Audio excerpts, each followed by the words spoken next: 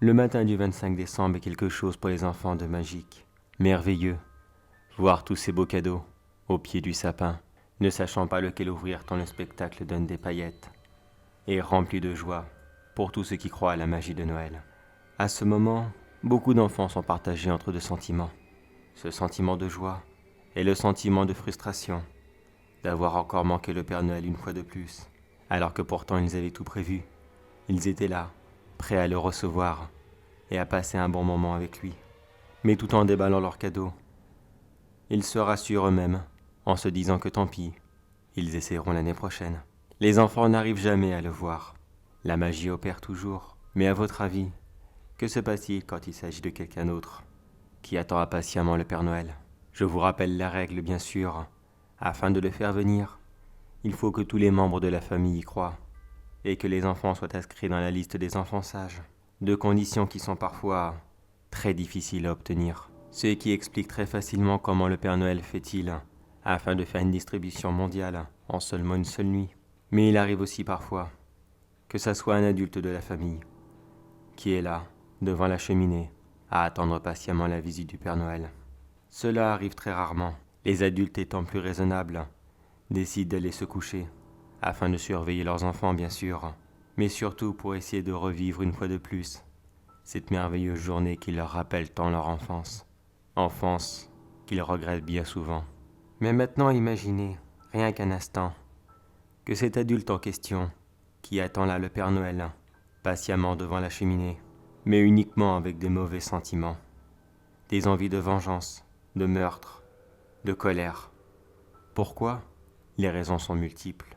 Vouloir se venger du monde sur le plus beau symbole qui existe, afin d'essayer de leur faire du mal. Se venger d'un mauvais cadeau qu'il a reçu étant plus jeune et qui le hante jusqu'à la fin de ses jours. Ou même dans le pire des cas, de cet inconnu dans le supermarché qui s'était déguisé en Père Noël et qui malheureusement lui a fait vivre les pires moments de sa vie. Oui, ces gens-là existent.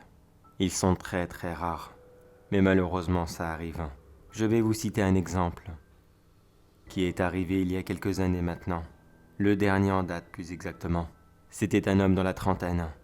Il avait 2 enfants et il les faisait baigner dans la magie de Noël afin d'être sûr que le gros barbu arrive ce soir, afin d'exécuter son plan diabolique. À aucun moment il ne laissa paraître ses émotions à sa famille. Tout du long de l'année, il encourageait ses enfants à être très sages, afin de faire partie de la liste de ceux qui le méritaient. Il décorait sa maison de façon exemplaire pour le mois de décembre, rendant tous ses voisins jaloux et en même temps admiratifs devant un tel travail. Il passa de bons moments en famille, et surtout le dîner du 24 décembre, où ils profitèrent tous du plat traditionnel de la dinde, dans une ambiance des plus festives et chaleureuses. Mais ce soir-là, Raymond, que nous appellerons ainsi pour cette histoire, était resté en bas, sous prétextant qu'il voulait regarder une série, mais qu'il n'en avait pas pour longtemps. Sa conjointe ne l'a pas attendu, et elle est partie se coucher, en espérant qu'il ne tarde pas trop, afin qu'elle puisse lui donner son cadeau de Noël en avance. Une très belle nuit d'amour comme il les aimait tant. Mais ce soir-là, Raymond resta toute la nuit en bas. Il attendit impatiemment le Père Noël, avec son plus gros couteau en main, prêt à le recevoir. Il attendit jusqu'à 2 heures du matin, quand soudainement il entendit les cloches sur le toit, et quelque chose descendre par la cheminée. Il se cacha derrière son fauteuil, et il attendit que le Père Noël soit occupé, en déposant ses cadeaux au pied du sapin. Cela serait le moment parfait, afin de le frapper, et être sûr de ne pas le manquer. Que fera-t-il après du corps? Ça, il ne l'avait pas prévu. Mais chaque chose en son temps. D'abord la vengeance, après le débarras. Quand le Père Noël atterrit dans le salon, il était exactement comme il l'imaginait. Mais celui-ci était quand même beaucoup plus grand que ce que la télévision avait l'habitude de nous vendre. Au lieu du gros bonhomme qui devait faire au grand maximum 1,80 m, il se trouvait devant un homme, certes d'un certain âge, mais qui devait facilement dépasser les 2 mètres, et qui était plutôt bien charpenté. Un véritable colosse, mais rien de surprenant se dit-il. Cela fait des centaines d'années qu'il fait ça. Il avait largement le temps de s'entretenir. À ce moment, Raymond avait quand même un doute. Et s'il le manquait? Un homme de cette taille devait certainement être beaucoup plus fort que lui, et il n'en ferait certainement qu'une bouchée. Et s'il l'embarquait pour l'emmener en Laponie, et l'obligeait à travailler tous les jours pour fabriquer des jouets à d'autres enfants? Mais l'occasion était là. Elle était trop belle pour la manquer. Il sortit de derrière le canapé, et en un seul bond il atterrit sur le Père Noël, et le poignarda à plusieurs reprises.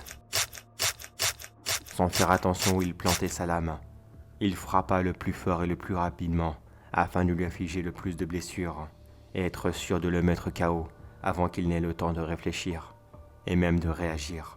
Après plusieurs minutes à le poignarder aléatoirement, le Père Noël tomba sur le sol, s'écroulant de faiblesse, et mourut quelques instants plus tard de l'hémorragie, causée par les blessures.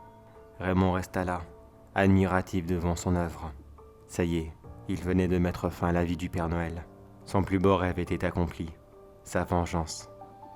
Ce qu'il rêvait, ce qu'il avait imaginé, est la seule chose qu'il n'avait jamais pu demander. Mais maintenant que cela était fini, Raymond s'écroula sur le sol, rempli de joie d'avoir fait l'œuvre de sa vie, mais en même temps de tristesse, car maintenant, il n'avait plus rien à faire. Mélangé par ces deux émotions, il éclata d'un rire nerveux et complètement incontrôlable. Un rire qui le bloqua sur place et qui l'empêchait littéralement de bouger. Pendant ce temps, le vrai Père Noël, qui était en fait debout, juste à côté de Raymond, lui tapota l'épaule en lui chuchotant « Excuse-moi de ne pas t'avoir apporté ton cadeau plus tôt. Cela arrive que je fasse des erreurs. Mais si cela peut te réconforter, alors vis avec cette illusion et considère-la comme mon dernier cadeau. L'illusion d'avoir eu ta vengeance. Mais fais bien attention à toi, car ce cadeau peut malheureusement vite devenir empoisonné. Sur ce, Raymond, joyeux Noël. » Et à ces mots que Raymond n'entendit pas, le Père Noël quitta la maison par le même chemin qu'il était arrivé, laissant Raymond assis, proscrit sur lui-même, avec ce rire nerveux qu'il ne pouvait se ôter. Le lendemain, la famille de Raymond le trouva dans le salon. Il était toujours en train de rire, mais il s'en était cassé les côtes, et pour son bien.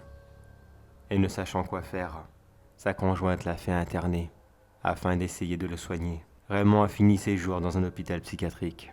Ses rires incontrôlables ont fini par avoir raison de lui. Ce dernier cadeau qu'il avait reçu du Père Noël, le plus beau qu'il ne pouvait jamais imaginer, fut finalement le pire qu'il aurait pu recevoir de toute sa vie.